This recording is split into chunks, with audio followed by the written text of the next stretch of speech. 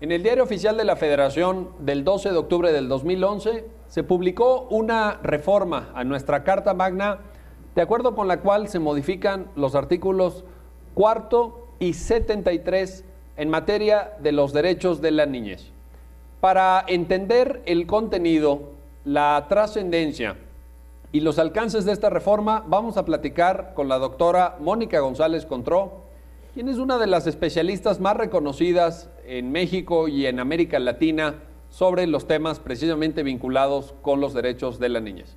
Doctora González, ¿cuál es la importancia de la reforma del 12 de octubre a nuestros artículos 4 y 73?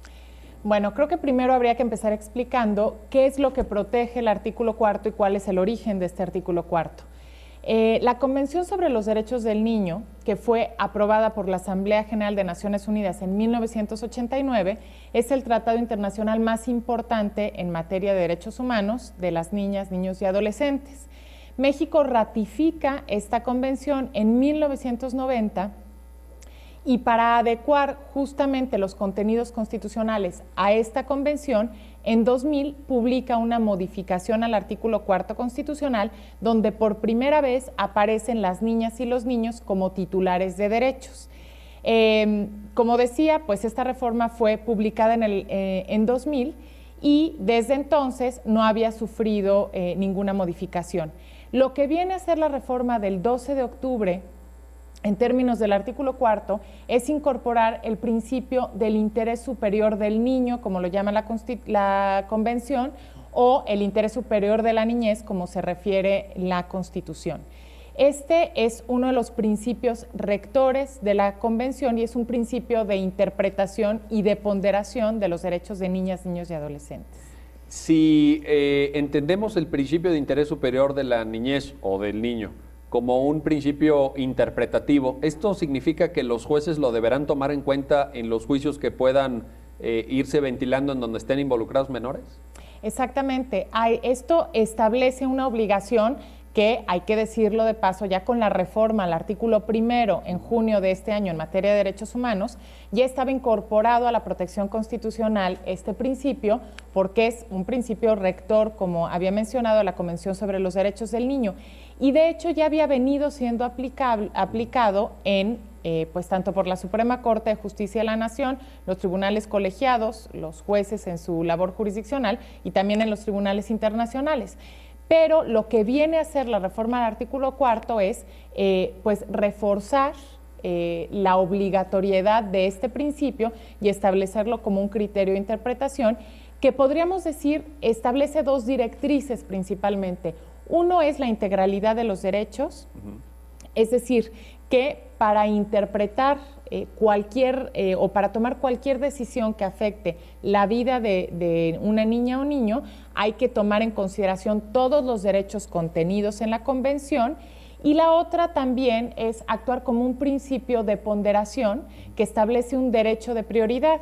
¿Qué dice? ¿Cómo se interpreta esto? Es que en principio, si hay un conflicto entre el derecho de un adulto y el derecho de un niño, el derecho del niño debe prevalecer sobre el derecho del adulto. Entonces, para dejar muy claro este punto, ¿los jueces mexicanos tienen que aplicar este principio? Sin duda alguna. Muy bien. Repito, como a partir de la reforma del artículo primero, pero ahora pues hay una obligación reforzada de aplicación de este principio. Si un juez mexicano, si un estudiante de derecho quisiera entender bien esto y saber en qué caso se aplica, ¿a dónde debería de mirar, doctora? Naturalmente a la Convención de los Derechos del Niño, porque esa es la fuente primigenia, como usted ya nos lo explicó. Pero, ¿qué más podría ser un estudiante de derecho o un profesional del mundo jurídico que esté en México y esté escuchando sus reflexiones y quisiera profundizar en el conocimiento de este principio? Bueno, en los últimos años ha habido alguna literatura al respecto del interés superior del niño, sobre todo en el ámbito latinoamericano, donde ha habido una producción importante. Podemos mencionar autores como García Méndez, como Sillero, como Maribelov, que han tratado justamente, pues le han dado contenido a este principio. Pero también podemos recurrir a algunas sentencias de la Corte Interamericana de Derechos Humanos, que son dirigidas específicamente a personas menores de edad. Está el caso Villagrán Morales, está el caso de reeducación del menor.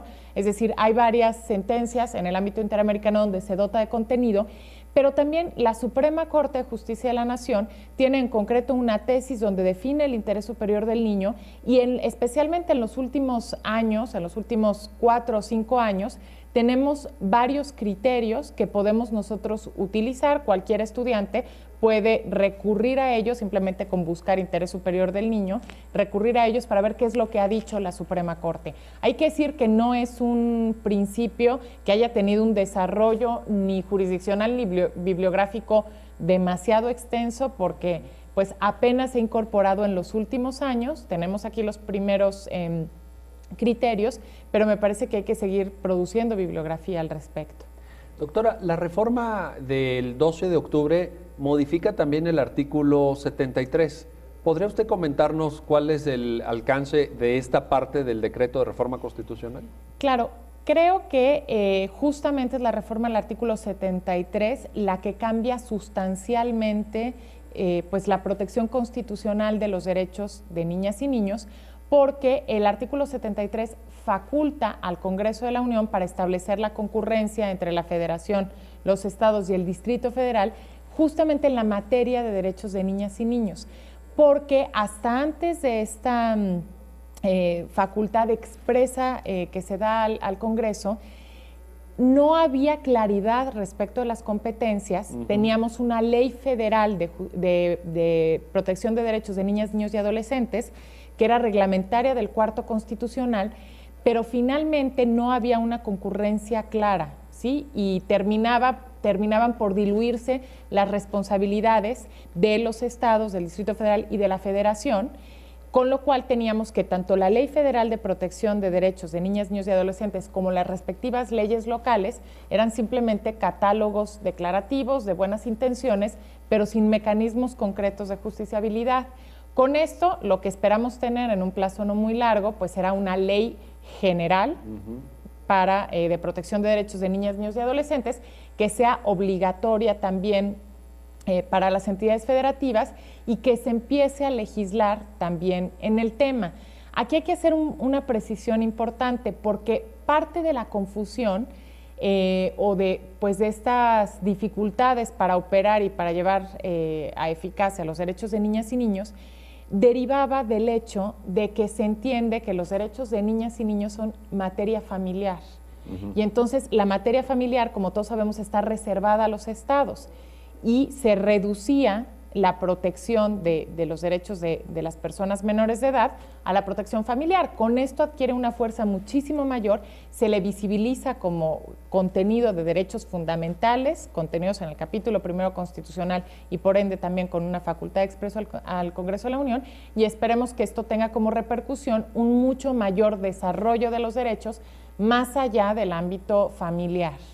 Finalmente, doctora, y nada más para aclarar este punto respecto a quienes nos pudieran estar viendo, pero entonces el hecho de que el Congreso pueda emitir esta ley general no significa que las entidades federativas se puedan desentender, ¿verdad? Estos derechos de los niños aplican y obligan a las autoridades en lo que nosotros llamamos el fuero común o digamos las autoridades de las entidades federativas y en su caso municipales. ¿Es así esto? Por supuesto, y esta obligación sigue perfectamente clara. Lo que vamos a tener, lo que esperamos tener como efecto de esta reforma es mucho mayor claridad en las competencias y concurrencia además en las competencias respecto a la legislación en materia de infancia.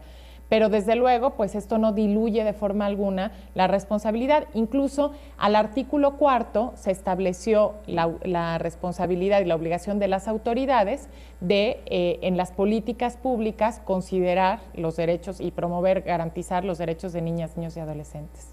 Perfecto, muchísimas gracias. Como ustedes pueden ver, estamos ante una reforma que tiene una gran trascendencia, estamos ante una modificación constitucional que va a venir a cambiar nuestra comprensión del alcance de los derechos de la niñez, que suministra un estándar interpretativo, hermenéutico y argumentativo nuevo, y que además también, en la parte, como explicó la doctora González Contró, de la modificación del 73 suministra una claridad que antes no había respecto de las competencias de los distintos niveles de gobierno. Esto creo que es una buena noticia para todos los abogados mexicanos, para los estudiosos del derecho constitucional, y esperemos también que sea una buena noticia para todos los niños de México.